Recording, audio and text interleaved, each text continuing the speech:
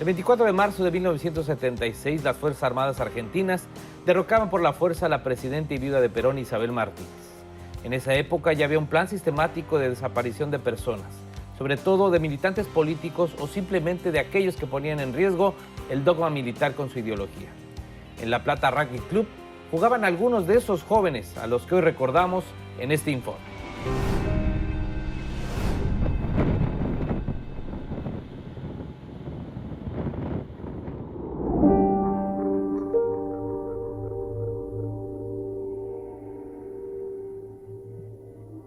Se dice que la muerte es siempre una experiencia personal.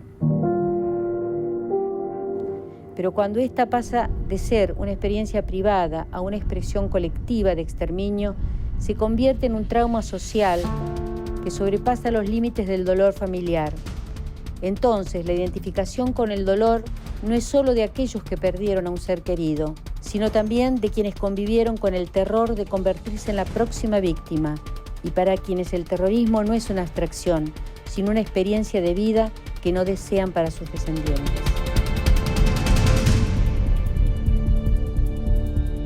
La última dictadura militar en la Argentina dejó 30.000 desaparecidos y entre ellos deportistas federados. La Plata Rugby Club fue la institución más golpeada, ya que en 9 años desaparecieron 17 jugadores. Los testimonios de familiares y amigos nos ayudan a recordar a quienes dejaron su huella con su militancia y con la pelota ovalada.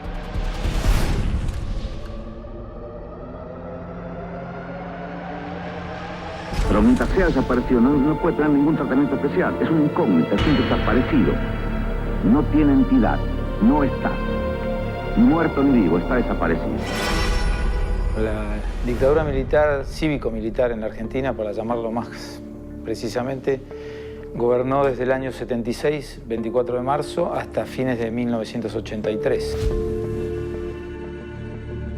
Las consecuencias más graves las sufrieron los militantes políticos, las familias de los militantes políticos, los amigos de los militantes políticos y todos aquellos que quisieran de alguna manera luchar contra la dictadura. ¿Por qué se puede afirmar que el plan sistemático de desaparición de personas es previo al 24 de marzo? Bueno, porque ya esta alianza anticomunista argentina, en el gobierno de Isabel Perón, era visible, no había necesidad más que vivirlo. La plena seguridad que seguiré adelante para conseguir la auténtica liberación y felicidad del pueblo argentino. En la ciudad de La Plata, hasta donde tengo entendido, hubo unos 700 estudiantes desaparecidos. Varios de ellos eran jugadores de rugby. Creo que hay 1.500 o más personas desaparecidas y asesinadas en esa época. El argumento de los militares y de sus socios civiles fue que tenían que venir a erradicar la guerrilla, la subversión, como le decían. Pero en realidad, en marzo del 76, ya los movimientos revolucionarios estaban prácticamente agotados en su capacidad de lucha y de respuesta. Nunca imaginamos que habían creado más de 400 centros clandestinos de detención en todo el país, que habían robado centenares de personas, que era un plan sistemático el robo de bebés. La dictadura como sistema secuestraba gente, no solo secuestraba a los militantes que supuestamente decía buscar, sino a sus familiares, y además se rapiñó sus bienes, se les robó todo, o sea, se les robó la identidad.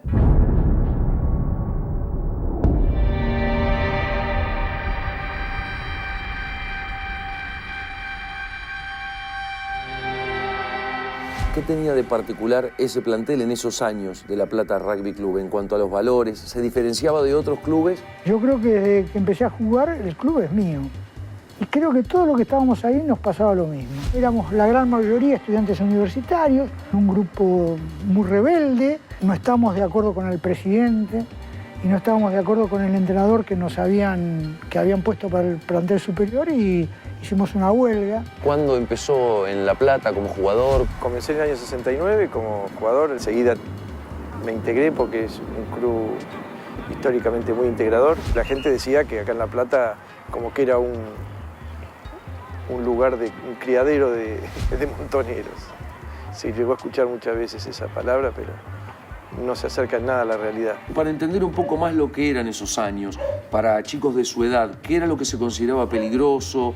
Estar en la universidad era un tema, era un factor de riesgo. Se vivía con mucho miedo, mucho miedo. No salíamos de noche, no había fiestas, no había diversión. Era una vida muy difícil. Yo tengo un cuñado y una cuñada desaparecida, reaparecidos después. Así que obviamente me tocó muy de cerca y viví cara a cara con la represión, porque cayeron a mi casa también a hacer averiguación.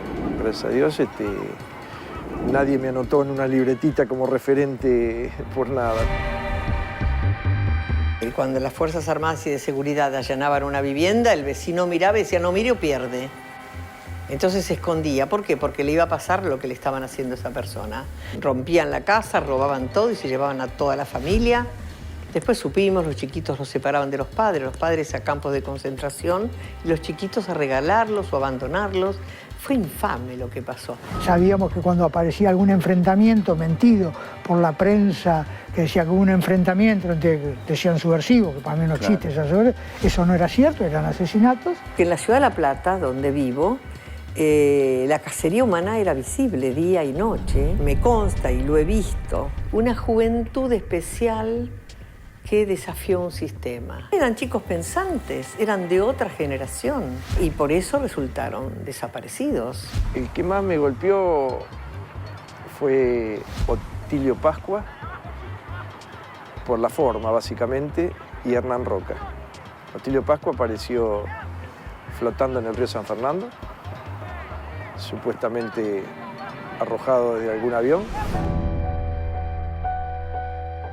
¿Esto se reprodujo en alguna otra institución de La Plata? Es decir, que un club de cualquier deporte tuviese una cantidad tan alta de gente desaparecida o asesinada. Desgraciadamente tenemos un triste récord, claro, ¿no? 5 fueron mis amigos, jugaban conmigo en el Seven y en Primera, y eran mis amigos. De los 17, 18 chicos que desaparecieron, jugué con todos. Y en el caso de La Plata, desde Hernán Roca, que fue asesinado por la AAA en el año 75, o sea, antes del golpe, hasta el último que desapareció, que eso no está precisado, pasaron 3 años, 4 años. ¿Qué recuerda, Eduardo, de toda esa etapa tan traumática que vivió el club durante, los años previos incluso al proceso militar? Fue la más traumática de todo. Por ahí el que veías todos los días aparecía de golpe, se llevaron a mi hijo, ¿viste? En el club no se hablaba de nada. Supongo que por miedo no se hablaba o se opinaba de algo. No sabíamos en lo que estaban los chicos. Por ahí se hablaba en los vestuarios, por ahí se hablaba entre ellos, pero nosotras no nos enterábamos. Yo podía oler algo. En las duchas por ahí cantaban, consignas, cosas, pero es como se canta ahora y demás. Uno no piensa en la parte armada ni nada. Contrariamente a lo que muchos piensan, todo el grupo cayó porque tenía militancia política. Además, había una absoluta libertad entre nosotros y en muchos casos un desconocimiento adrede de lo que hacía el otro, por un tema de seguridad entre nosotros. ¿Cuáles fueron las circunstancias en las que desaparecieron sus compañeros y qué edad más o menos tenían en esa época? Fue en el año 76, así que 23, 24 años. La primera desaparición, que no es una desaparición, es un asesinato, es el de Hernán Roca. Deportista asesinado en marzo de 1975, víctima de terrorismo de Estado. El Estado nos desprotegió en ese momento. Yo miraba para atrás porque en cualquier momento, fuera un policía, un militar o un matón a sueldo, podía matarme, porque tenía el libro de Hauser o porque tenía las obras completas de Marx, aunque yo no fuera comunista.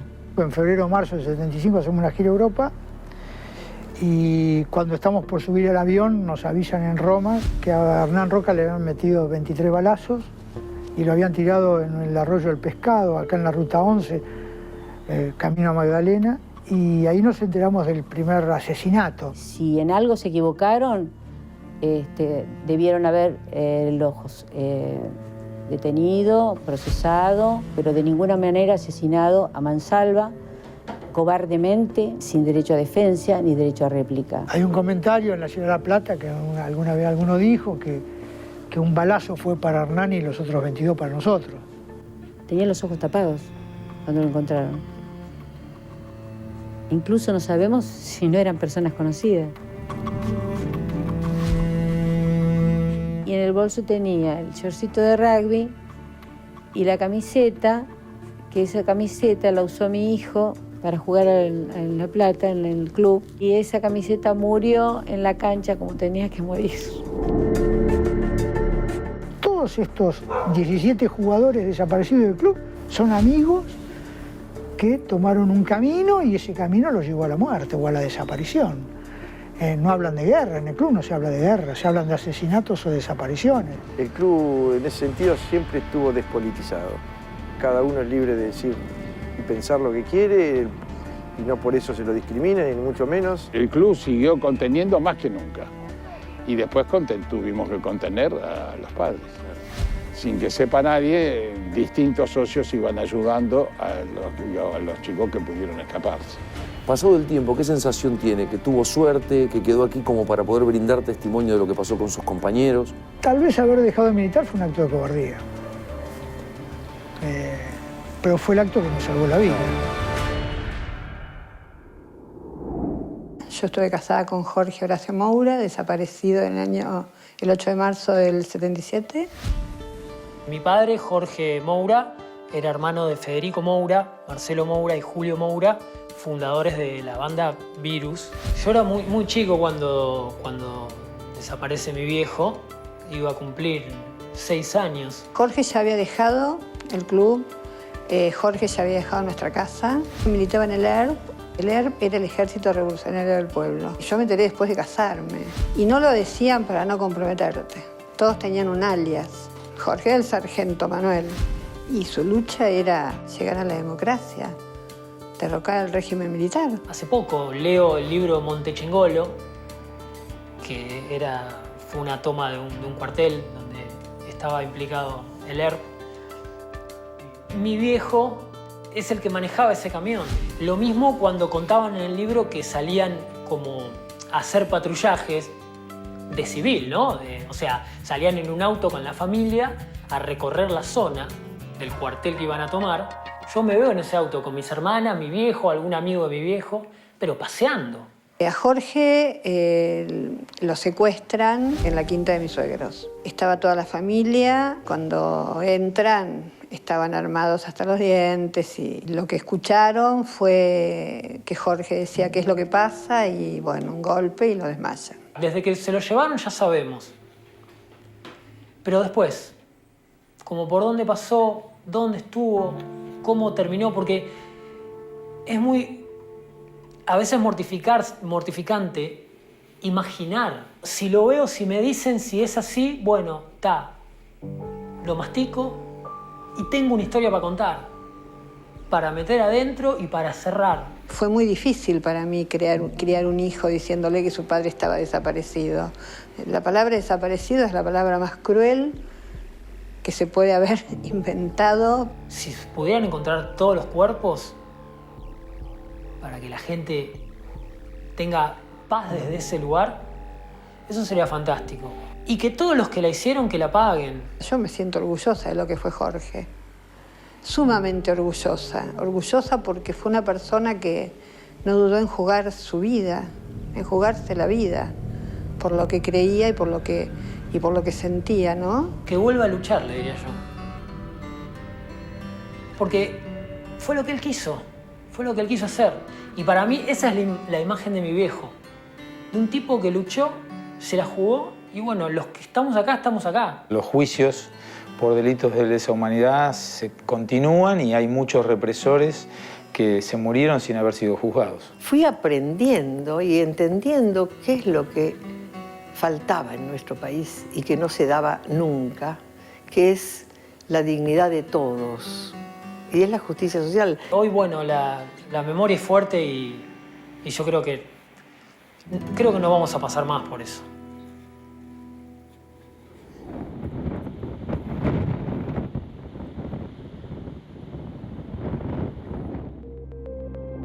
Matías, ¿es difícil tratar estas historias en Argentina? ¿La gente puede hablar libremente? Los familiares de desaparecidos y víctimas del terrorismo de Estado comprendieron con los años que era importante su testimonio para mantener viva la lucha de aquellos que no pudieron sobrevivir. En los últimos años, por otra parte, se ha enjuiciado y encarcelado a los responsables de estos crímenes de lesa humanidad. Por lo tanto, podría decir que no es difícil, pero muchos de ellos todavía conviven con esa huella tan lacerante que viene del pasado. ¿Se enmarcan estos casos en el plan sistemático de desapariciones? La mayoría de estos 17 chicos, además de estudiar, tenía fuerte inclinación por lo social, así que perfectamente podrían ser en la actualidad políticos o dirigentes, además de deportistas. No es casual que hayan sido parte de una generación masacrada y silenciada. Gran informe. Muchas gracias, Matías. En